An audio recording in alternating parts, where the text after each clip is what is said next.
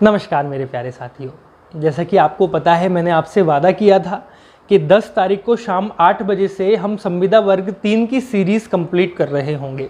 Series complete करने से मतलब ये है कि सारे विषय आपको मेरे इसी चैनल पर मिल रहे होंगे, जिनकी मुलाकात मैंने आपको पहले ही करवा दी है। अगर मैं इस सीरीज़ की बात करूं, ये सीरीज़ कब तक चलेगी, इस सीरीज़ में कब कब कितने कितने बजे किस किस सब्जेक्ट की क्लासेस होंगी, तो देखिए, अगर मैं आपसे कहूं कि डेली 4 घंटे की क्लास होगी और 1 घंटे की, हर एक क्लास 1 घंटे की होगी, तो 4 घंटे मोबाइल के सामने, लैपटॉप के सामने बैठ पाना असंभव काम हो जाता है। अपन नहीं बैठ पाते लगातार 4 घंटे। आपकी आंखों को भी खतरा हो सकता है, आपके शरीर को भी खतरा हो सकता है, मोबाइल को भी खतरा हो सकता है। इसलिए हमने क्या रणनीति तैयार की है कि बच्चा 2-2.5 घंटे आराम से अपनी ऑनलाइन क्लासेस ले सकता है। तो हम क्या करेंगे, जो भी विषय है, जैसे मान लीजिए पहली क्लास में आपको गणित की दे रहा हूँ, दूसरी क्लास बाल विकास की रहेगी, तीसरी क्लास इंग्लिश की, पर्यावरण की या संस्कृत की रहेगी, चौथी क्लास अपनी जिसकी भी रहेगी, जैसे रीजनिंग की रहेगी। तो आप कहोगे सर रीजनिंग तो हमको आता ही नहीं है। 2011-12 में जो पेपर हुआ था उसमें रीजनिंग के 2 सवाल पूछे गए थे नंबर सीरीज से। तो रीजनिंग, थोड़ी सी रीजनिंग पढ़ना जरूरी है। हो सकता है अब के पेपर में रीजनिंग आने लग जाए। जैसे कि आपको पता है पाठ्यक्रम पहले जो दिया हुआ था वही पाठ्यक्रम अब दिया हुआ है। 8 बजे से अपनी क्लासेस रहेगी। प्यारे बच्चों ध्यान रखिएगा, एक क्लास 35 से 40 मिनट की रहेगी। आपको 5 मिनट का गैप मिलेगा हर क्लास के बाद। जैसे मान लो 8 बजे अपनी क्लास हुई तो 10 साढ़े 10 बजे तक हमारी 4 क्लास लगभग कंप्लीट हो जाएंगे। ठीक है, मैं आपको गणित विषय का अध्ययन कराऊंगा। जैसा कि आप सब जानते हैं मैं गणित पढ़ाता हूं। किसी भी विषय को, चाहे गणित हो, बाल विकास हो, पर्यावरण हो, इंग्लिश हो, संस्कृत हो, हिंदी हो, किसी भी विषय को समझने से पहले ऐसा, सबसे पहली बात तो ऐसा बिल्कुल मत समझिएगा कि सारे विषय नहीं मिल रहे हैं। अगर आपके विषय अगर देखे जाए तो 6-7 विषय हैं। अगर 6-7 विषय की मैं क्लास लगाता हूं तो अपने 4 से साढ़े 4 घंटे खराब होते हैं। कब? जब अपन 35-40 मिनट की क्लास ले रहे हैं। इसलिए 4-4 घंटे की क्लास रहेगी आपकी। जो भी संबंधित टीचर होगा उससे आप चर्चा कर सकते हो कमेंट के माध्यम से। ऑनलाइन क्लासेस भी हम बहुत जल्दी लेकर आएंगे आपकी इसी सीरीज में। ठीक है, तो मैं कह रहा था कि किसी भी विषय को समझने से पहले उस विषय के पाठ्यक्रम को समझना बहुत जरूरी है, सिलेबस को समझना बहुत जरूरी है कि जिस एग्जाम की अपन तैयारी कर रहे हैं उसमें गणित का सिलेबस क्या है। हर एक एग्जाम में हर विषय का सिलेबस अलग अलग होता है। तो किसी भी विषय को पढ़ने से पहले उसके पाठ्यक्रम और सिलेबस को जानना बहुत जरूरी है। तो अपने पेपर में क्या क्या आएगा पहले अपन उसकी चर्चा कर लेते हैं, फिर पढ़ाई की ओर आगे बढ़ेंगे। ठीक है भाई, सिलेबस आप सबने देख ही लिया होगा। जैसा कि जब वैकेंसी आई थी सबसे पहले अपन सिलेबस ही देखते हैं और एग्जाम पैटर्न देखते हैं। एग्जाम पैटर्न मैंने आपको मेरी लास्ट वीडियो में समझा दिया था जब मैंने संविदा वर्ग 3 के लिए वीडियो बनाई थी। तो सबसे पहला टॉपिक है प्यारे बच्चों आपका संख्या पद्धति। संख्या पद्धति मतलब संख्याएं किस प्रकार से बनती हैं, संख्याएं कितने प्रकार की होती हैं, ये सारी चीजें किसमें पूछेगा, संख्या पद्धति में। और 1000 तक की संख्याएं, 2000 तक की संख्याएं, लाख तक की संख्याएं, करोड़ तक की संख्याओं को इकाई, दहाई, सैकड़े, हजार के स्थान पर सजा के कैसे लिखते हैं। संख्याओं के स्थानीय मान, संख्याओं के जातीय मान क्या होते हैं, वो सारा इसमें पूछेगा, संख्या पद्धति में पूछेगा। दूसरा अपना टॉपिक है जोड़, घटा, गुणा, भाग। आपको पता है कि जोड़ नहीं करवा रहा होगा साधारण, मैं कहूं 1000 को 2000 से जोड़ दो, आंसर कितना आया 3000। जोड़ घटाओ किस चीज के होंगे, जोड़ घटाओ होंगे दशमलव संख्याओं के। क्योंकि अपने को दशमलव संख्याओं को सेट करना थोड़ा कठिन होता है, तो यहां अपने को दशमलव संख्याओं को जोड़ना, घटाना, गुणा करना और भाग देना सीखना होगा। दूसरा टॉपिक है। तीसरा टॉपिक है दशमलव भिन्न और भिन्नों के प्रकार। भाई दशमलव भिन्न कितने प्रकार की होती हैं, भिन्न कितने प्रकार की होती हैं, बड़ी भिन्न कैसी है, छोटी भिन्न कौन सी है, इनमें से दशमलव संख्याओं में बड़ी दशमलव संख्या कौन सी है, छोटी दशमलव संख्या कौन सी है, ये अपन तीसरे टॉपिक में पढ़ेंगे। चौथा टॉपिक अपना मात्रक। मात्रक से मतलब क्या है, दूध को नापने की इकाई क्या है, किलोग्राम, दूध को नापने की इकाई क्या है, लीटर। तो अपन आंसर आ गया यहाँ पे, लीटर निकल के आ गया। भार को नापने की इकाई क्या है, हवा को कैसे नापते हैं, ठीक है।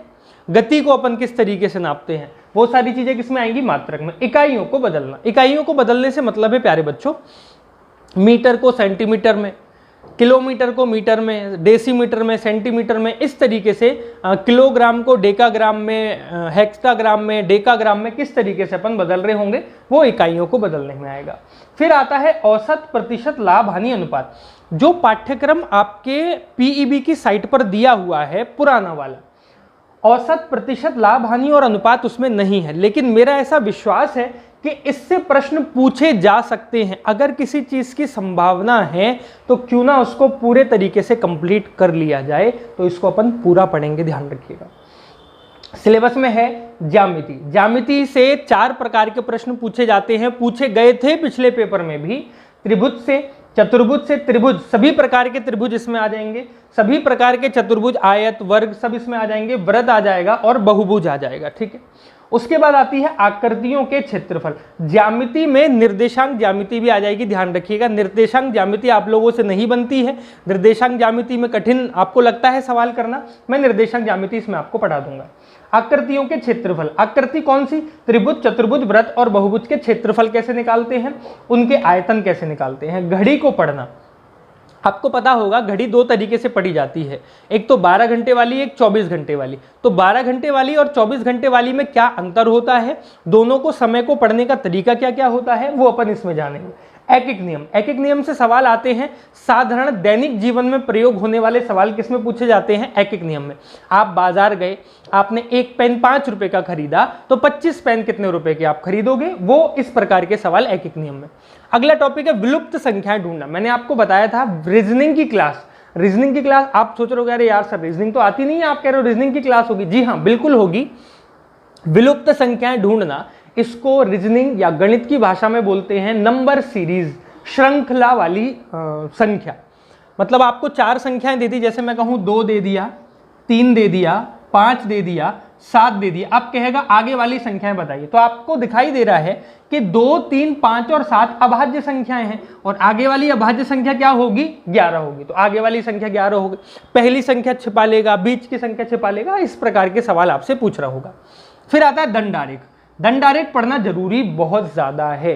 क्यों जरूरी है, क्योंकि फ्री के नंबर मिलते हैं भाई। यहां से एक चार्ट आपको बना के दे दिया, उस चार्ट से आपसे 4-5 सवाल पूछ लेगा, तो 4-5 सवाल के जवाब उसी चार्ट में छुपे हुए हैं, इसलिए आपके सिलेबस में भी है, पढ़ेंगे भी, बहुत अच्छे तरीके से पढ़ेंगे, ठीक है भाई। तो ये आपका सिलेबस है। अपन शुरू करेंगे संख्या पद्धति से, समय ना खराब करते हुए। चलिए, सिलेबस आपको समझ आ ही गया होगा, संख्या पद्धति किस तरीके से पढ़ेंगे उसकी अपन जरा चर्चा करते हैं। तो आपको पता है कि मैथमेटिक्स की शुरुआत कहाँ से हुई। मैथमेटिक्स की शुरुआत पता करना अपने लिए बहुत ज़रूरी है। अपन पढ़ लेते हैं, अपन संख्याओं के बारे में जान गए, संख्याएं क्या होती हैं, अपन अंकों के बारे में जान गए, संख्याओं को किस तरीके से प्रदर्शित करते हैं वो भी जान लिया, संख्याओं को किस चिन्ह से प्रदर्शित किया जाता है अपन ने वो भी जान लिया। लेकिन ये नहीं जान पाए कि संख्याएं किस तरीके से एक दूसरे से संबंध रखती हैं और किस तरीके से एक दूसरे से बनकर आती हैं। तो मैं वो आपको समझाऊंगा इस चार्ट के माध्यम से। इस चार्ट में दुनिया भर की सारी संख्याएं सम्मिलित होंगी, ठीक है। तो शुरू करते हैं आज का अपना टॉपिक, संख्याएं। संख्याओं से अपन समझते हैं सम्मिश्र संख्याएं। नाम से पता चल रहा होगा, सम्मिश्र संख्याएं ऐसी संख्याएं जिनमें सभी प्रकार की संख्याओं का मिश्रण होता है। अब ये सभी प्रकार की संख्याएं क्या होती हैं यार, कुछ संख्याएं ऐसी होती हैं जो देख के और लिख के समझ में आ जाती हैं, पढ़ के समझ में आ जाती हैं। कुछ संख्याएं ऐसी होती हैं जिनको समझना मुश्किल हो जाता है, जैसे जिनको अपन आसानी से समझ सकते हैं वो होती हैं वास्तविक संख्याएं। जिनको समझने में कठिनाई होती है, जिनका मान अपन नहीं निकाल सकते हैं, उनको बोलते हैं काल्पनिक संख्याएं। तो आपको दिखाई दे रहा होगा वास्तविक संख्याएं और काल्पनिक संख्याएं। वास्तविक संख्याएं और काल्पनिक संख्याओं को मिला के, मतलब दुनिया भर की जितनी भी सारी संख्याएं इन दोनों में आ गई, इन दोनों को मिला के एक संख्या बन के आई जिसको अपन ने क्या नाम दिया, सम्मिश्र संख्याओं का नाम दिया। क्लियर है। अब इनको भी किस तरीके से प्रदर्शित करेंगे, पहले मैं आपको ये बता दूं कि अपने सिलेबस में केवल वास्तविक संख्याओं का जिक्र होता है, काल्पनिक संख्याओं का जिक्र अपने सिलेबस में नहीं है। तो काल्पनिक संख्याएं अपन पढ़ेंगे भी नहीं। ये तो मैंने आपको एग्जाम्पल के रूप में बता दिया कि दोनों संख्याओं के मिश्रण से टोटल संख्याएं बन के आती हैं, उनको बोलते हैं कॉम्प्लेक्स नंबर, सम्मिश्र संख्याएं। वास्तविक संख्या मेरे प्यारे बच्चों 2 प्रकार की होती हैं। पहली होती है परिमेय संख्या और दूसरी होती है अपरिमेय संख्या, ठीक है। ये चार्ट मैंने बड़ी मेहनत से तैयार किया है। ये चार्ट आपको ना किसी बुक में मिलेगा, ना किसी टीचर ने कभी बताया होगा आपको। चार्ट कई सारे बनवा दिए होंगे, लेकिन ऐसा चार्ट जिसमें सारी संख्याएं आ जाएं, वो चार्ट बड़ी मेहनत से मैंने आपके लिए तैयार किया है। देखो, ताकि बच्चे को जब आप समझाओ, जब आप खुद इसको पढ़ाओ, तो वो एक ही बारी में समझ सके एग्जाम्पल के रूप में। परिमेय संख्याएं और अपरिमेय संख्याएं दो प्रकार की, वास्तविक संख्याएं दो प्रकार की होती हैं, रेशनल नंबर परिमेय संख्याएं, इर्रेशनल नंबर अपरिमेय संख्याएं। अब भाई परिमेय संख्याएं क्या होती हैं और अपरिमेय संख्याएं क्या होती हैं, एक बार पहले आप चार्ट देख लीजिए, उसके बाद इनकी डेफिनेशन के साथ साथ मैं बताता रहूंगा। परिमेय संख्याएं दो प्रकार की होती हैं। पहले प्रकार की संख्या भिन्न के रूप में लिखी हुई, जो पहले से भिन्न के रूप में लिखी हुई है। दूसरी जो भिन्न के रूप में नहीं लिखी हुई है, जो भिन्न के रूप में संख्याएं नहीं लिखी हुई, भिन्न का मतलब p/q के रूप में नहीं लिखी गई हैं। अब भिन्न के रूप में लिखी हुई संख्याएं कितने प्रकार की होती हैं, तीन प्रकार की होती हैं। पहला साधारण भिन्न, दूसरा दशमलव भिन्न और तीसरा मिश्रित भिन्न। साधारण भिन्न भी कितने प्रकार की होती है प्यारे बच्चों, दो प्रकार की होती है। साधारण भिन्न दो तरीके से लिखी जाती है, उचित भिन्न और अनुचित भिन्न। उचित और अनुचित का अगर मैं एक एग्जांपल लूं, शायद हो सकता है पहली बार आप इसको पढ़ रहे हो। उचित भिन्न क्या है, मैंने लिखा 2/5, ये क्या है उचित भिन्न, मतलब पहले से ही p/q के रूप में लिखी जा रही है। लेकिन मैं कहूं अनुचित भिन्न क्या है, तो मैंने लिख दिया 2, तो 2 क्या है, अनुचित भिन्न है। इसको भिन्न बनाने के लिए मुझे बटे में क्या लगाना पड़ेगा, 1 लगाना पड़ेगा, तब जाके ये किसके रूप में ढल पाएगी, p/q के रूप में। जो पहले से ही भिन्न दे रखी है वो उचित भिन्न, और जो पहले से भिन्न नहीं दे रखी कोई अंक है, उसको अगर अपन भिन्न के रूप में बनाते हैं तो उसको बोलते हैं अनुचित भिन्न। क्लियर है। तो वही साधारण भिन्न। दशमलव भिन्न आपको पता है, जैसे मैंने कहा 1.2, तो आपको उस संख्या को देखते ही पता चल जाता है कि 1.2, दशमलव के बाद एक अंक आ रहा है, इसका मतलब ये है कि बटे में 10 आएगा और इसको मैं p/q के रूप में लिख सकता हूं। ये देख के ही पता चल जाता है। तो ये भी भिन्नों का एक एग्जाम्पल होगा। दशमलव भिन्न मेरे प्यारे बच्चों दो प्रकार की होती हैं, शांत दशमलव और अशांत दशमलव। शांत दशमलव क्या होता है, अशांत दशमलव क्या होता है, इन सभी के एग्जाम्पल और डेफिनेशन परिभाषा के साथ अपन लिखेंगे। एक बार मैं इस चार्ट को आपको पूरा पढ़ा देता हूं। शांत दशमलव होती है, अशांत दशमलव होती है। शांत दशमलव दो प्रकार की होती हैं, आवृत्ति दशमलव और अनावृत्ति। आवृत्ति का मतलब जिस संख्या की आवृत्ति बार बार हो रही हो दशमलव के बाद, उसको बोलेंगे आवृत्ति। और दशमलव के बाद अगर कोई संख्या बार बार नहीं आती है तो उसको बोलते हैं अनावृत्ति दशमलव भिन्न। अब बात करते हैं भिन्न के रूप में नहीं लिखी जा सकने वाली संख्या, मतलब जो संख्याएं पहले से ही भिन्न के रूप में दे रखी हैं उनको मैंने यहां रख दिया, जो संख्याएं भिन्न के रूप में नहीं होती उनको यहां रख दिया। अब आपका दिमाग घूमना शुरू हुआ। कैसा घूमना शुरू हुआ, भिन्न के रूप में नहीं लिखी जा सकने वाली संख्याओं को मैंने दो तरीके से बांटा, 0 से शुरू होने वाली संख्या और 1 से शुरू होने वाली संख्या। घूम गया दिमाग यहीं पे अपना, भाई ये तो मैं पहली बार पढ़ रहा हूँ, ये सर ने क्या बता दिया, 0 से शुरू होने वाली संख्या और 1 से शुरू होने वाली संख्या। 1 से शुरू होने वाली संख्या, 0 से शुरू होने वाली संख्या पूर्ण संख्या है जिनको बोलते हैं। 1 से शुरू होने वाली संख्या या 1 के बाद आने वाली संख्याएं कौन कौन सी होती हैं, सम, विषम, भाज्य, अभाज्य, सह अभाज्य, even number, odd number, composite number, prime number and को प्राइम। तो ये हुआ एक चार्ट दुनिया भर की। अब आप सोच रहे होंगे आपने तो कह दिया दुनिया भर की संख्याएं, इसमें ना तो मुझे प्राकृतिक संख्याएं दिख रही हैं, ना इसमें मुझे पूर्णांक संख्याएं दिख रही हैं, ना इसमें मुझे पूर्ण संख्याएं दिख रही हैं, ना धनात्मक दिख रही हैं, ना ऋणात्मक दिख रही हैं। तो उन सभी को अपन 0 से शुरू होने वाली संख्याओं में और 1 से शुरू होने वाली संख्याओं में रख लेंगे। ठीक है, इसलिए मैंने उनको नहीं लिखा था। मूल रूप से जो पढ़ने के लिए है, समझने के लिए है, एग्जाम के लिए है, वो इतने प्रकार की संख्याएं हैं जो अपने पेपर में पूछी जाती हैं। केवल और केवल कौन सी संख्या हटा दी जाए, काल्पनिक संख्या। काल्पनिक संख्या अपने सिलेबस में नहीं है, बीएससी बीटेक वालों के या 11th और 12th वालों के काम में आती हैं, आयोटा से प्रदर्शित करते हैं। अगर जानना चाहते हो तो काल्पनिक संख्या क्या होती हैं, रूट के अंदर अगर माइनस चिन्ह रह जाए, रूट के अंदर अगर माइनस चिन्ह रह जाता है तो उसको बोलते हैं काल्पनिक संख्या। इसका कोई हल नहीं है, इसको सॉल्व अपन नहीं कर सकते हैं। इसको किससे प्रदर्शित करते हैं अपन, आयोटा से प्रदर्शित करते हैं। आयोटा का मतलब होता है काल्पनिक नंबर दर्शाता है। आयोटा इसकी एक इकाई है जो काल्पनिक संख्या, आयोटा बता रहा है कि रूट के अंदर क्या रह गया, -2। जैसे मैंने कहा रूट -2, तो आप कहोगे सर 2 तो पहले से ही ऐसी संख्या है जिसको बाहर नहीं निकाल सकते। अब आपने माइनस और लगा दिया तो ये किस में प्रदर्शित हो गई, काल्पनिक में। लेकिन अगर मैं यहां से माइनस हटा दूं और आपसे कहूं √2 कैसी संख्या है, तो आप कहोगे √2 कैसी संख्या होगी, अपनी वास्तविक संख्या होगी। मेरी बात समझ पाए। तो सबसे पहला काम आपको ये करना है, पहले इस पूरे चार्ट को उतार लो ताकि इसको मैं एक एक करके ऊपर से ही आपको समझाता रहूं और आपके डाउट सारे क्लियर हो जाए। तो एक बार इस चार्ट को आप उतार लीजिए व्यवस्थित रूप से।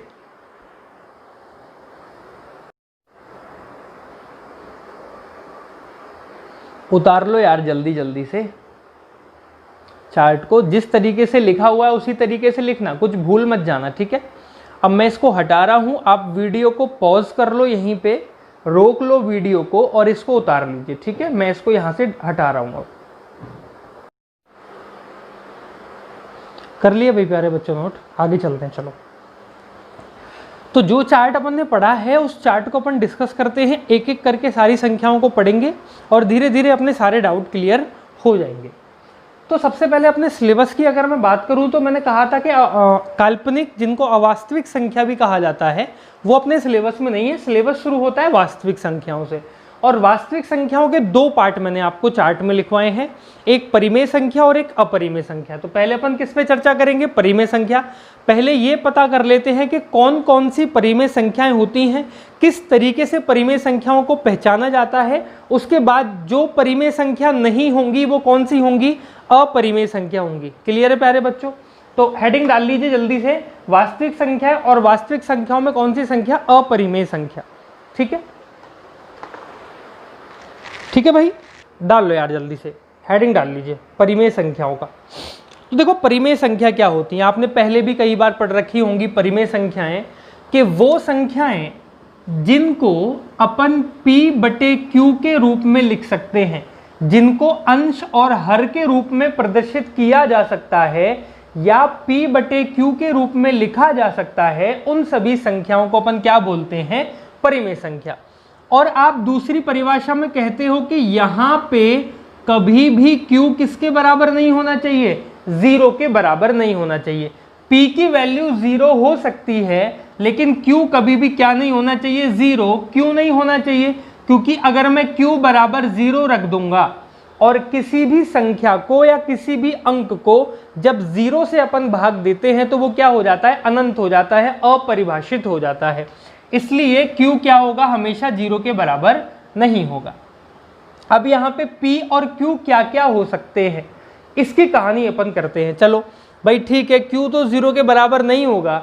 अब सवाल बच्चों का ये आता है कि सर Q ऋणात्मक होगा, धनात्मक होगा, P ऋणात्मक होगा या धनात्मक होगा, कौन कौन सी संख्याओं को P और Q के रूप में अपन प्रदर्शित करेंगे, उन पर अपन चर्चा करते हैं। तो ध्यान रखना, एग्जाम्पल नंबर फर्स्ट से समझा रहा हूं। पहला, कौन कौन सी संख्याएं परिमेय संख्याएं बनाई जा सकती हैं, P/Q के रूप में कौन कौन सी संख्याएं प्रदर्शित हो सकती हैं।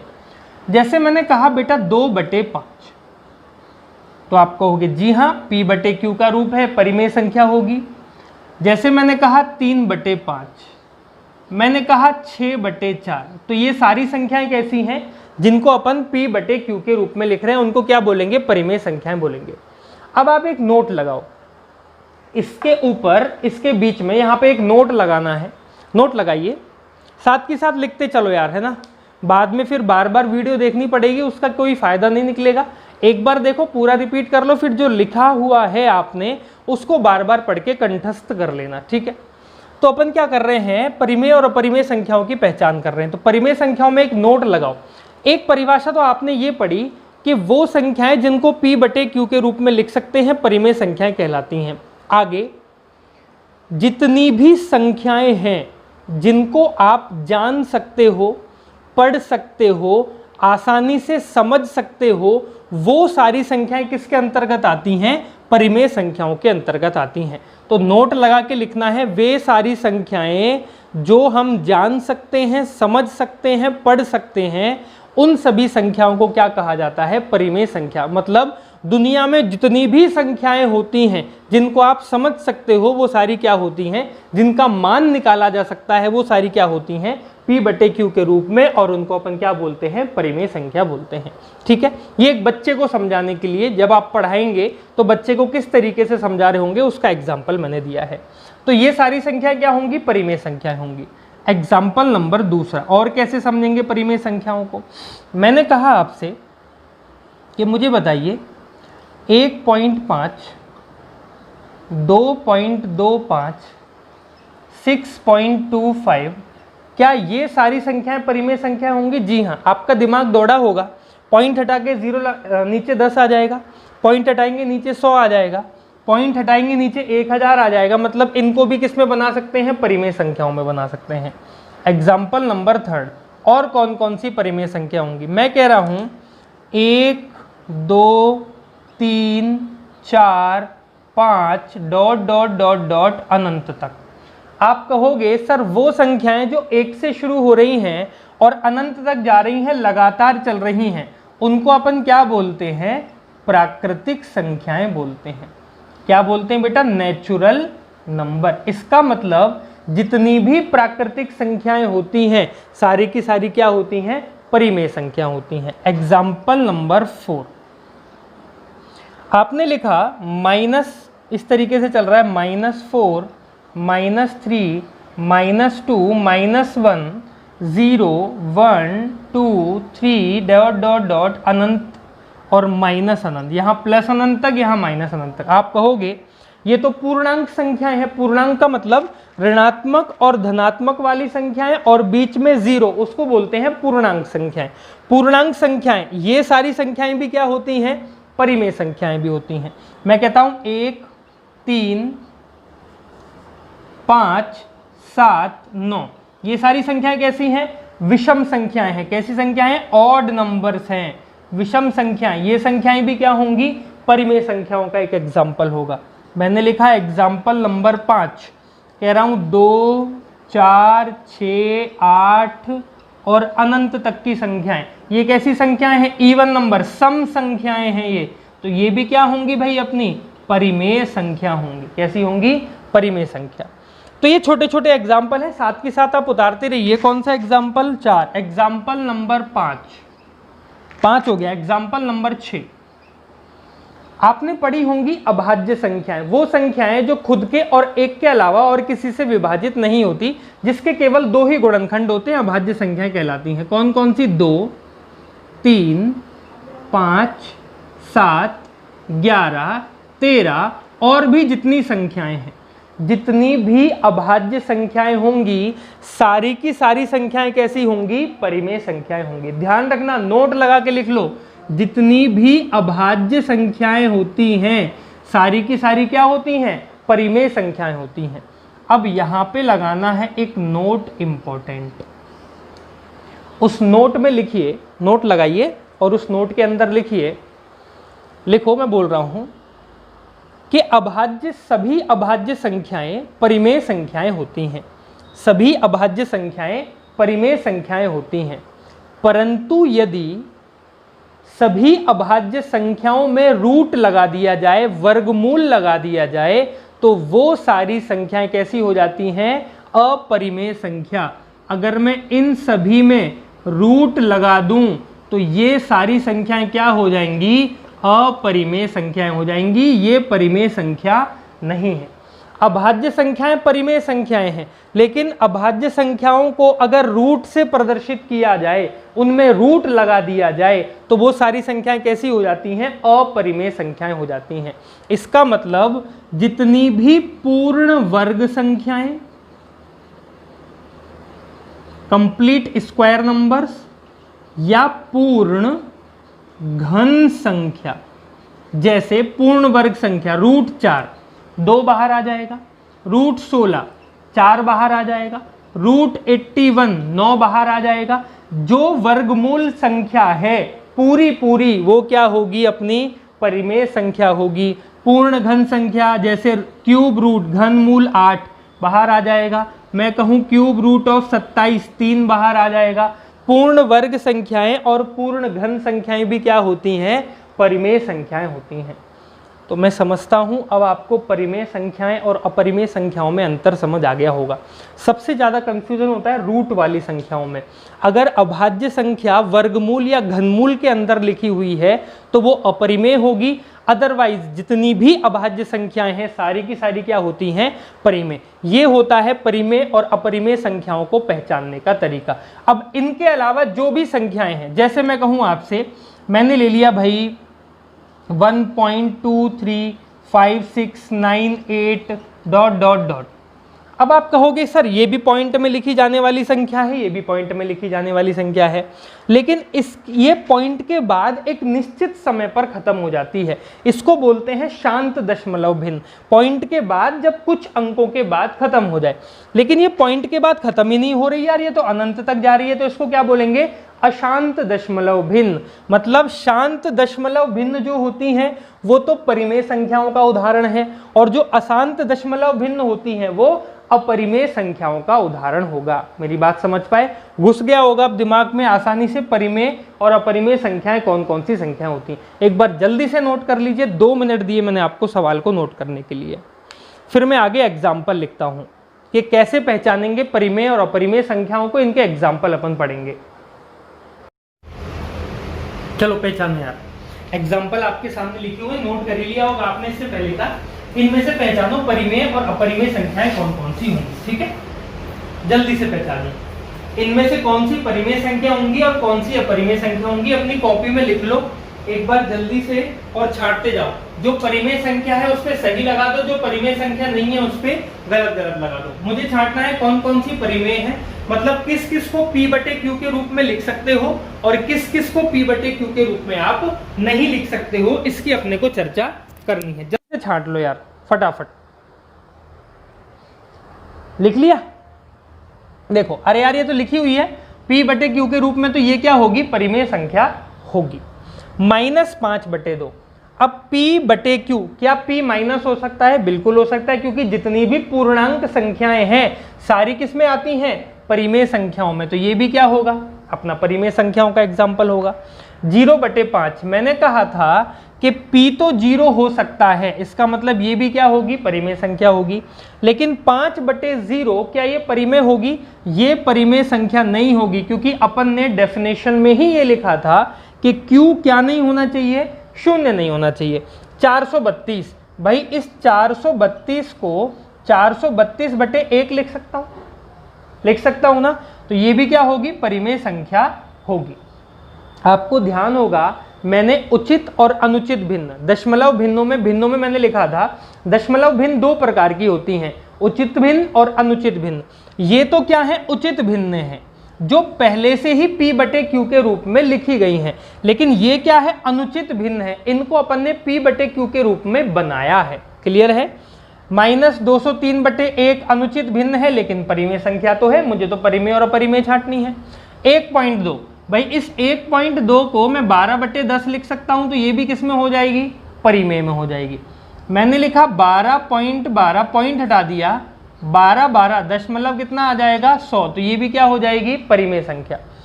लेकिन अगर मैं इसको बदलूं, यहां से पॉइंट हटा दूं और बटे में 1 लगाऊं, अब पॉइंट के बाद जितने अंक आते हैं उतनी में 0 लगाता हूं। मुझे पता ही नहीं पॉइंट के बाद कितने अंक आ रहे हैं, ऐसे थोड़ी लिख सकते हैं इनफाइनाइट।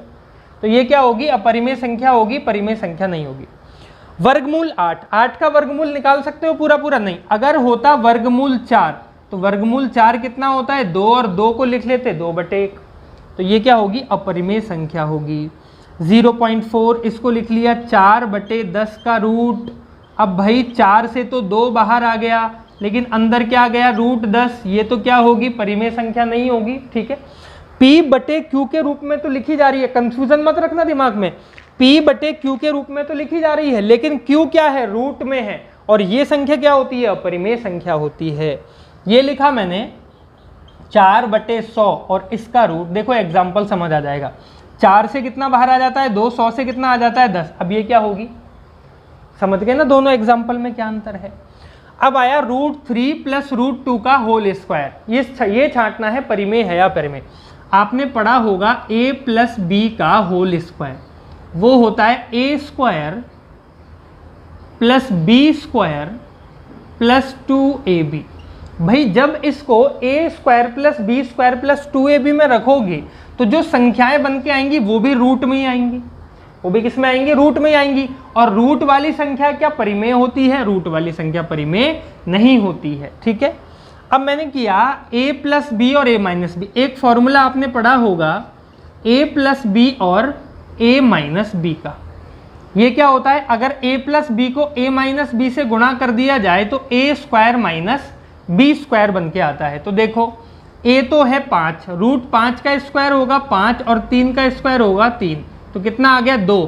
2 को क्या लिख सकते हैं 2/1, तो ये क्या होगी परिमेय संख्या। रूट तो लगा हुआ है, रूट तो लगा हुआ है, लेकिन जब इनको अपन ने हल किया, जब इन दोनों को आपस में गुणा किया, तो जो रिजल्ट आया 2, वो कैसी संख्या है, वो संख्या है परिमेय संख्या। ठीक है, रूट 11 - 7 इस तरह की अगर कोई संख्या लिख रही है तो ये मत सोचना कि बटे में 1 लिख दोगे, ये लिखना बिल्कुल गलत होगा। ये कैसी संख्या है, अपरिमेय संख्या है। तो मेरे हिसाब से अब परिमेय और अपरिमेय संख्याओं का अगर आपके पेपर में कोई भी एग्जाम्पल आए तो अपन आसानी से उसको हल कर लेंगे। ठीक है, आगे की कहानी कल 11 तारीख वाली क्लास में अपन पढ़ रहे होंगे। ठीक है, ध्यान रखिएगा, ज़्यादा से ज़्यादा शेयर कीजिए, इसका कोई चार्ज नहीं है। आप शेयर करोगे तो उसका भी कोई चार्ज नहीं लग रहा होगा। सारे की सारे सब्जेक्ट प्रतिदिन 4 घंटे की क्लासेस चल रही हैं। जैसे आप ऑफलाइन क्लासेस में पढ़ते थे उसी तरीके से हम लोग आपको ऑनलाइन क्लासेस में पढ़ा रहे हैं। ठीक है, धन्यवाद, जुड़े रहिए हमारे साथ। वीडियो को और चैनल को ज़्यादा से ज़्यादा लोगों को बताइए कि संविदा वर्ग 3 का पेपर आ रहा है और इसकी तैयारी यहाँ से कर लीजिए। सारे अच्छे अच्छे शिक्षक हैं, बेस्ट फैकल्टी आपके सामने है। ठीक है भाई, तो इतनी कहानी हुई आज की। कल की वीडियो या कल के लेक्चर, कल की क्लास में अपन देखेंगे कि आगे परिमेय अपरिमेय पढ़ लिया, अब भिन्नों को और जानेंगे अंदर से तक, भिन्न किस तरीके से होती हैं। जो अपन ने लिखा था भिन्न इतने प्रकार की होती हैं, उचित क्या होती है, अनुचित क्या होती है, आवृत्ति दशमलव भिन्न क्या होती है, अनावृत्ति दशमलव भिन्न क्या होती है, कल की क्लास में अपन उसकी चर्चा करेंगे। धन्यवाद, नमस्कार।